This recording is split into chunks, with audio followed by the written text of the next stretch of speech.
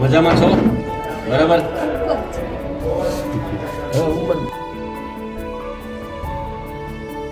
લો આ તમારા માટે આજે